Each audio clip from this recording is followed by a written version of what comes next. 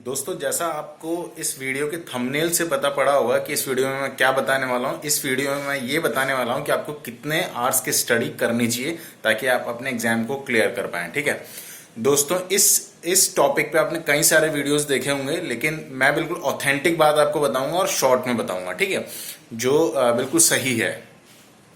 सबसे पहली बात आप ये याद रखें कि सभी के पास 24 घंटे हैं। ठीक है, कोई बहुत सफल है उसके पास भी 24 घंटे हैं, कोई असफल है उसके पास भी 24 घंटे हैं। आपकी क्लास का जो टॉपर है उसके पास भी वही 24 घंटे हैं। आपके पास जो फेल हो जाता है या बहुत अच्छा नहीं कर पाते एग्जाम में जो बच्चे, उनके पास भी 24 घंटे हैं। तो 24 घंटे फिक्स दिए हैं भगवान ने सभी को। ठीक है, अब 24 घंटे में से कई लोगों के मुंह से, कई सफल लोगों के मुंह से भी आपने सुना होगा कि मैं जो है 4 घंटे सोता हूँ या 6 घंटे सोता हूँ या 5 घंटे सोता हूँ। ठीक है, और बाकी मैं मेहनत करता हूँ 18-19 घंटे। ये सरासर झूठ होता है। ठीक है, पता नहीं लोग कैसे बोल लेते हैं, लेकिन ये झूठ होता है। दोस्तों, बायोलॉजी के टीचर होने के नाते एक बात मैं आपको बताता हूँ, कम से कम 8 से 9 घंटे की नींद जरूरी है इंसान के लिए। ठीक है, आप एक दिन हो सकता है 16 घंटे पढ़ लें, 2 दिन पढ़ लें, लेकिन तीसरे दिन चौथे दिन आपकी बॉडी जो है वो थक जाएगी और आपको नींद आएगी ही आएगी। ठीक है, तो ये प्रैक्टिकल चीज नहीं है, ये संभव नहीं है कि कोई इंसान 17-18 घंटे मेहनत करे। ठीक है, सबसे पहली बात आप ये याद रखें कि कितने घंटे पढ़ना है। इससे ज्यादा इंपॉर्टेंट सवाल शायद ये है कि कितने घंटे सोना है। सबसे पहले 24 में से 8 से 9 घंटे आप माइनस कीजिए। ठीक है, 9 घंटे, 8 घंटे या फिर 9 घंटे। ठीक है, इससे ज्यादा भी नहीं होना चाहिए। ठीक है, मिनिमम 7, मैक्सिमम 9 आवर्स, इतना आपको सोना ही है।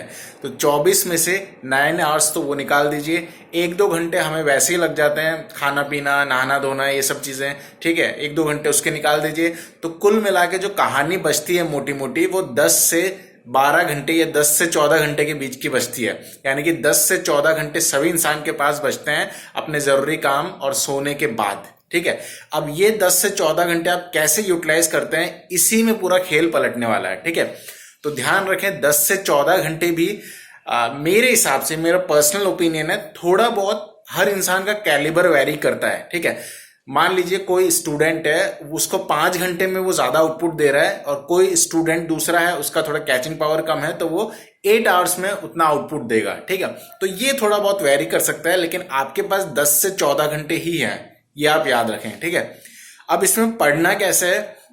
सबसे पहली बात तो कितने घंटे होने चाहिए पढ़ने के, तो ये डिपेंड करता है एग्जाम पे भी। जैसे कि आप 12th क्लास के स्टूडेंट हैं तो 4 to 5 आवर्स, अगर आप रेगुलर बोल रहा हूं। ठीक है, ये नहीं कि एक दिन पढ़ ली दूसरे दिन पढ़े नहीं आप। ठीक है, रेगुलरली 4 to 5 आवर्स आप पढ़ते हैं 11th और 12th क्लास के स्टूडेंट, तो सफिशियंट है। ठीक है, इतना अगर आप 4 से 5 घंटे पढ़ते हैं डेली तो सफिशियंट है। अगर आप कोई दूसरे एग्जाम जैसे कि सिविल सर्विसेज या फिर किसी और एग्जाम की प्रिपरेशन कर रहे हैं तो 7 to 8 आवर्स आइडियल स्टडी मानी जाती है। ठीक है, but punctuality is the must, यानी कि आप कितने रेगुलर हैं वो ज्यादा इंपॉर्टेंट है। ठीक है, मतलब एक दिन नहीं पढ़ना है, रोज पढ़ना है, और इतना आप रोज पढ़ सकते हैं, लेकिन 18-19 घंटे कोई नहीं पढ़ सकता रोज। ठीक है, और देखो एक बात ये भी है, सिंपल सी बात है कि हम सिर्फ पढ़ने के लिए पैदा थोड़ी हुए हैं, या फिर हम सिर्फ मेहनत करने के लिए पैदा नहीं हुए दोस्तों। ठीक है, दूसरे भी काम होते हैं और सारे काम इंपॉर्टेंट है। आप अभी 11th-12th क्लास में मान लीजिए पढ़ाई आप कर रहे हैं, ठीक है, उसके अलावा आपके दूसरे काम नहीं है, आपको थोड़ा बहुत घूमना फिरना नहीं है, लड़ाई वड़ाई भी हो जाती है लड़कों की, वो भी करना जरूरी है। ठीक है, थोड़ा बहुत इधर उधर घूमते हैं, कुछ भी मतलब बदमाशी भी करते हैं थोड़ी बहुत। ठीक है, तो ये सभी जरूरी है। अभी बदमाशी नहीं करोगे तो क्या 40 साल में जाके करोगे। ठीक है, तो ये इंपॉर्टेंट है। तो मेरा कहने का मतलब यह है कि आप ऐसे स्टूडेंट ना बने जो किताबों में ही लगे रहते हैं। आप ऐसे स्टूडेंट बने जो पढ़ता है, जितने आवर्स पढ़ता है उतना आउटपुट निकाल लेता है उससे। मतलब कि आपके पढ़ने से नतीजा आना चाहिए दोस्तों। ठीक है, ये नहीं कि आप 8-10 घंटे किताब लेके बैठे हुए और नतीजा आ ही नहीं रहा। वो कैसे होगा, नतीजा कैसे आएगा। देखिए, एक बात सिंपल सी याद रखना कि मल्टीटास्किंग जो होता है वो एक मिथ है। कोई भी इंसान बहुत ही एक्सेप्शनल कोई हो उसके अलग बात है, बाकी कोई भी इंसान एक वक्त में 2 या 3 चीजों पे फोकस नहीं कर सकता।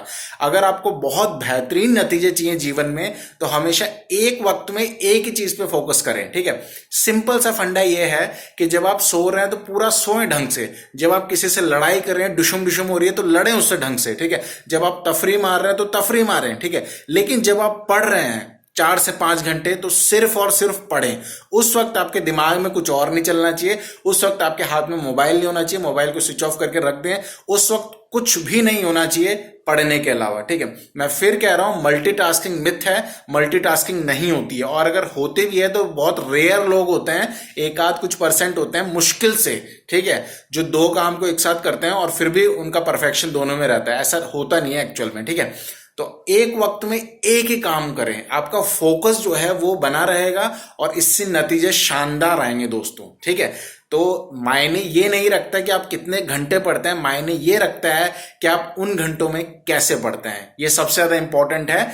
सभी चीजों में पूरा बैलेंस होना जरूरी है। ये नहीं कि सिर्फ आप पढ़ते ही रहें, आप पढ़ें भी, आप अपने दूसरे काम भी करें, फ्रेंड्स वगैरह भी जरूरी है। सारी चीजें लाइफ में इंपॉर्टेंट है, ठीक है। चलिए, thank you so much, love you all.